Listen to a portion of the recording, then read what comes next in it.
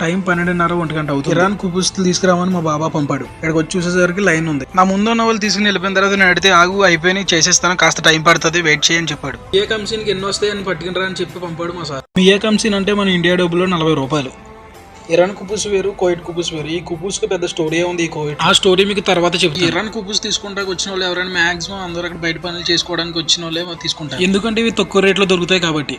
వేరే దేశం నుండి వచ్చి వాళ్ళ పరిస్థితిని బట్టి 3 పూట్ల ఇవే తినే వాళ్ళు ఉన్నారు చాలా మంది ఈ కోయిట్లో. అతను చూడండి లోన ఒక్కడే కష్టపడుతున్నాడు. అలా ఒక 20 నిమిషాల నుంచాక మనకి ఇవ్వాల్సినవి మనకు కూడా ఇచ్చాడు. అవి తీసుకుని ఇంకా నేను బయలుదేరాను. అవి తీసుకుని వచ్చేసరికి బయట విపరీతమైన ఎండ, అదే కనిపించేది మన కారు. ఇంకా త్వరగా నేను కారు స్టార్ట్ చేసుకుని బయలుదేరిపోయాను. డ్యూటీ కంప్లీట్ చేసుకుని రూమ్కి వచ్చేసరికి మన ఫుడ్ మనకు పెడితే చాలా హ్యాపీ అనిపిస్తుంది. ఈ రోజు భోజనం మాకు ఏమి ఇచ్చారో మీరే చూడండి. వీళ్ళు మ్యాక్సిమం మండి స్టైల్లో ఉన్నది ఎక్కువ తింటారు. ఈరోజు మాకు ఇచ్చింది చేప. ఈ చేప ఏంటో మీకు తెలిస్తే మీరు కామెంట్ చేయండి.